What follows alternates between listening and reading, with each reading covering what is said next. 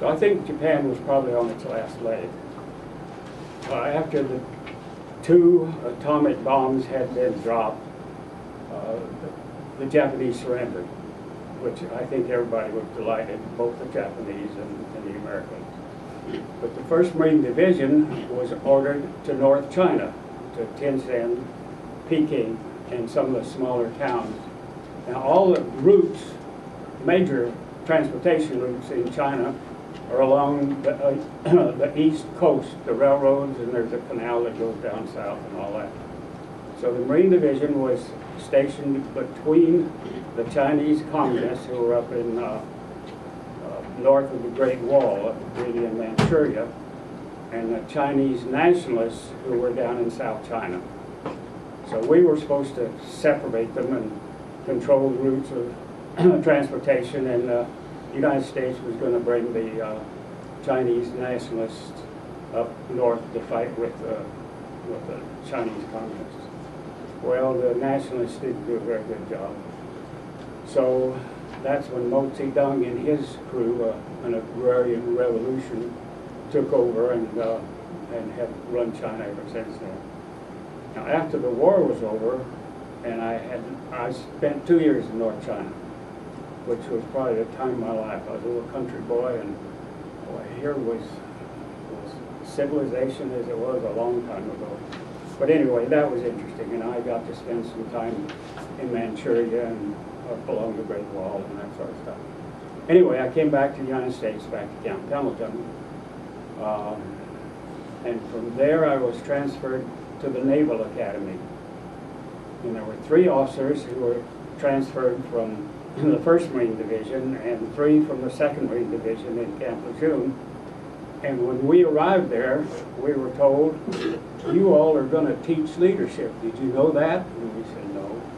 Well, that's what you're going to do. And in addition, you're going to write a book, and you're going to prepare a year-long course so that you all can teach the class. Then the naval officers will take over, and then we'll teach the class, and you all will go off somewhere and do something. So that happened. Well, after we got through with that, the Korean War had started. So I went back to the 1st Marine Division again. And I was an infantry company commander there. And after I finished my year there, I came back to Camp Pendleton for just a very short while. And I was transferred to Headquarters Marine Corps for duty with the General Staff there, which was really a miserable job because you walk in and you sit down at the same desk for 3 years and you do the same thing. So at the end of the 2nd year, I wrote and said I would like to be transferred. The fellow that I worked for, you have to, in the military, you pass your correspondence to everybody that has anything to do with you. So anyway, my man that I worked for wrote a forwarding endorsement and says, forwarded recommending approval. Says Captain Porter has done an outstanding job here during the period he's been here. And back came a letter from the personnel department that said, in lieu of paragraph 2, and you're doing such a damn good job, you can just finish out your other year. So they didn't say it like that, but that's the way it was. So anyway, I finished there, and from there I went down to Quantico to the Amphibious Warfare School, which was an 8-month course for junior officers. And my wife was there. She was a woman Marine, a WR. And we met and we got married, so that's where I was married. But I'll tell you a funny story. I was walking by a truck, and it was a little bit larger than a pickup truck. It had seats along the sides. And I heard this old sergeant said, all right, women, ladies, I can put 20 Marines in here. Now, there's one of you left over. There's only 19 in there. Now, let's move up, move up. And a little voice from the back of the truck says, but Sergeant, men have broad shoulders.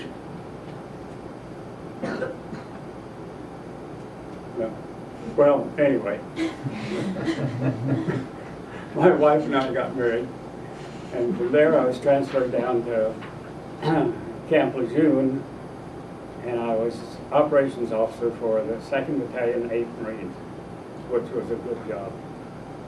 Then from there, I was transferred to Nashville, Tennessee, where they had a Marine Reserve unit, and I was assigned as the instructor for the reserve unit. It was a 3-year tour, and while I was there, the Marine Corps had a program that they called the a college degree program. And somehow the Marine Corps had decided that they wanted all of their officers to have a college degree, and I didn't. So I went to school there during my off hours while I was there, and acquired enough credits so that by attending school for 1 year, I could get a bachelor's degree. And fortunately, they selected about 4 or 5 officers a year to send to school, to ACE College, and I was fortunate enough to be selected. I went to Vanderbilt University and graduated with a bachelor's degree. I had, in the Marine Corps, you get fitness reports every time you get transferred or you get a new commanding officer, or anytime the situation changes. And these fitness reports, they judge you on your tactical ability, your intelligence, your skill, all that stuff. Then there's you're presented with this and you discuss it with your commanding officer, and he said, well, here's all the things you got to do. You said, okay. But at the bottom of it, the officer who's reported on can make a request. And for years, I had always said, any duty on the West Coast, because I had been to California early on and I liked it. So from there, I got duty on the West Coast aboard ship. And my the ship, home port was San Diego, but we were gone most of the 2 years I was on the ship. We had one adventure, which was the Cuban Missile Crisis. And we loaded the whole 1st Marine, we loaded 2 regiments of the 1st Marine Division, went south through the Panama Canal and off the coast of Cuba. And we flew 1 regiment, the 1st Marines, to Guantanamo.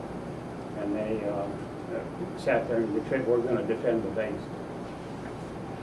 We dropped some reconnaissance people around Hooligan, which is a place where all the Russians were supposed to be. They were supposed to have a combat brigade there.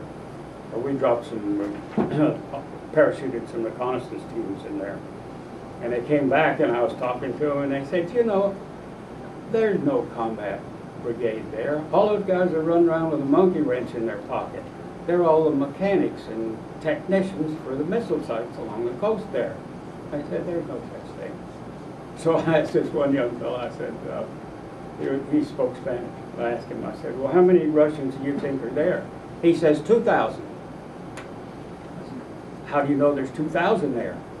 He said, well, I went to the bakery there and I asked them how many loaves of bread they delivered to the Russians each day. And they said 2,000. So they got 2,000 Russians there. Good as any. So anyway, after that, I was transferred back to the East Coast, to the Marine Corps War College. And I taught school there for a couple of years.